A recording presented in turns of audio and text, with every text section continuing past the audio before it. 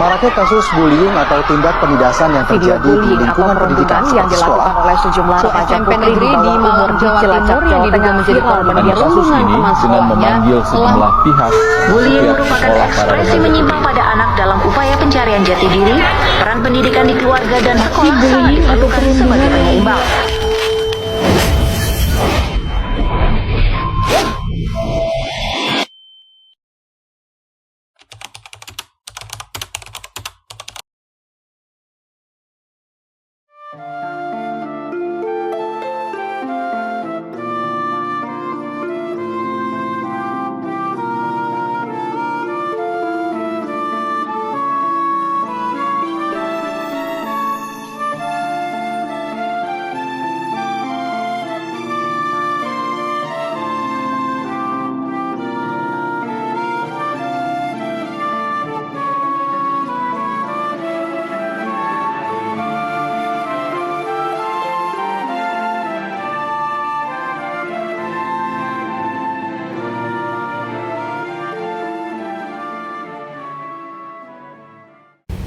Mengapa kita harus peduli?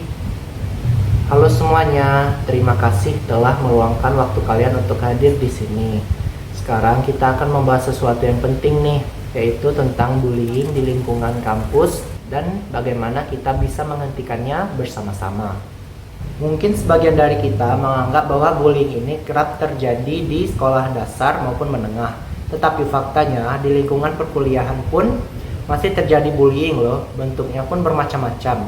Mulai dari kekerasan fisik, ejekan verbal, atau cyberbullying. Yang lebih menyedihkannya, bullying dianggap sebagai hal biasa atau bercandaan semata. Padahal efeknya bisa sangat merusak mental dan masa depan seseorang loh. Sebagai mahasiswa, kita tidak hanya dituntut untuk pintar secara akademik, tetapi juga memiliki empati dan kepedulian terhadap sesama kita. Kampus seharusnya menjadi tempat bagi kita semua untuk tumbuh, belajar, dan mengejar masa depan. Bukan tempat yang dipenuhi dengan ketakutan dan tekanan akibat bullying. Jadi, mari kita mulai dengan memahami lebih dalam apa itu bullying dan apa dampaknya bagi korban. Seringkali kita menganggap bullying hanyalah masalah kecil. Mungkin ada yang berpikir, itu cuma bercanda, atau harusnya ada lebih kuat. Tapi kenyataannya, bullying bisa meninggalkan luka yang tak terlihat, tetapi sangat menyakitkan bagi korbannya. Dampak bullying bisa bersifat psikologis, emosional, sosial, hingga akademik. Berikut beberapa dampak yang sering terjadi pada korban. Yang pertama, gangguan mental dan emosional. Korban bullying sering mengalami stres berat, kecemasan, dan depresi. Mereka bisa kehilangan rasa percaya diri dan merasa tidak berharga. Bahkan, beberapa korban mengalami gangguan tidur, ketakutan berlebihan, dan kesulitan menjalin hubungan dengan orang lain. Yang kedua, menurunnya prestasi akademik. Karena merasa tidak nyaman dan takut berada di lingkungan kampus, korban bullying sering mengalami kesulitan dalam belajar dan berkonsentrasi. Mereka bisa kehilangan semangat untuk datang ke kampus, mengerjakan tugas, hingga mengikuti ujian. Yang ketiga, dampak sosial. Korban bullying sering menarik diri dari lingkungan sosial karena takut dihina atau dipermalukan. Akibatnya, mereka merasa kesepian dan semakin sulit membangun hubungan sehat dengan orang lain. Yang keempat, dalam kasus ekstrim bisa berujung pada tindakan berbahaya. Dalam beberapa kasus, korban bullying yang benar-benar tertekan bisa berpikir untuk menyakiti dirinya sendiri atau bahkan mencoba bunuh diri. Ini bukan hal yang bisa dianggap remeh. Setiap tahun, banyak korban bullying yang mengalami gangguan mental berat akibat tekanan yang terus-menerus mereka alami. Jadi, jangan pernah menganggap bullying sebagai sesuatu yang sepele. Kata-kata dan tindakan kita bisa berdampak besar pada kehidupan seseorang. Nah, jadi udah pada tahu kan dampak dari bullying itu. Nah, apa sih yang bisa kita lakuin sebagai mahasiswa? Sebagai mahasiswa, kita memiliki peran besar dalam mencegah dan melawan bullying. Contohnya, yang pertama, jangan menjadi pelaku bullying. Kita harus selalu menghargai perbedaan. Setiap orang memiliki ciri khas dan karakteristik yang berbeda-beda. Jadi, kita jangan mempermalukan seseorang hanya karena mereka berbeda dari kita.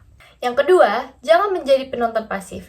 Jika kita melihat seseorang yang sedang dibully, jangan diam saja. Kita bisa menegur pelaku atau melaporkan pelaku kepada pihak kampus dan pihak berwajib. Jika kita diam saja, berarti kita membiarkan bully tersebut terjadi.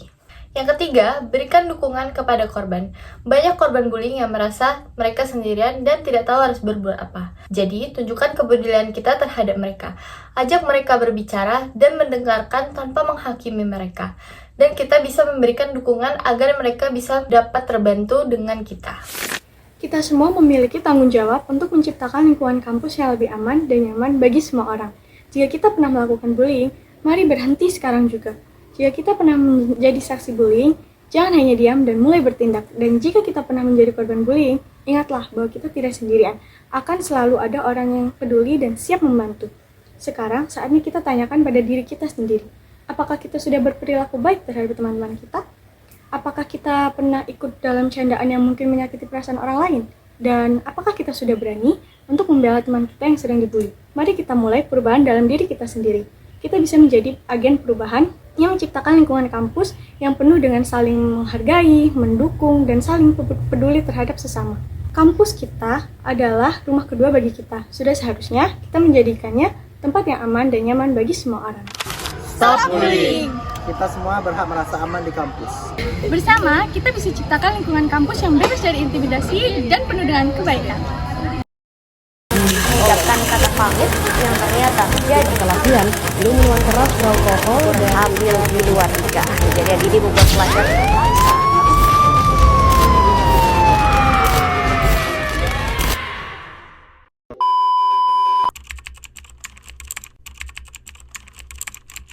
Halo Kak, permisi. Halo. Namanya siapa Kak? Nama aku Regita. Dari prodi mana? Aku dari Prodi Ekonomi Pembangunan. Aku boleh nanya sebentar? Boleh? Jadi gimana sih tanggapan Kakak tentang maraknya pembulian di kampus? Kalau menurut aku memang sekarang itu bullying itu benar-benar parah banget ya untuk anak-anak Gen Z zaman sekarang, apalagi di daerah kampus. Tentang kayak senioritas gitu-gitu tuh masih marak banget, apalagi di area kampus ini kan. Dan kalau menurut aku sendiri, untuk penanggulangan kasus bullying di kampus tersebut, kita tuh bisa banget buat ngelaporin pelaku pembullying dengan dosen ataupun prodi gitu, berdasarkan fakultas kalian masing-masing. Terus apalagi aku tuh pengen banget di kampus itu kita ada komunitas untuk stop bullying, atau kita bisa juga punya konseling gitu loh sekarang. Tapi kalau menurut aku ya, dari dosen atau prodinya sendiri tuh kayak kurang aware gitu juga dengan kasus bullying di daerah kampus ini. Gitu ya Kak tanggapannya. Kita harus lebih aware banget gitu loh dengan kasus bullying, karena itu parah banget. Oke. Gitu aja ya Kak. Makasih. Sama-sama. Waktunya. Sekian kegiatan wawancara dari kami. Apabila ada salah kata kami mohon maaf. Terima kasih. Wassalamualaikum warahmatullahi wabarakatuh.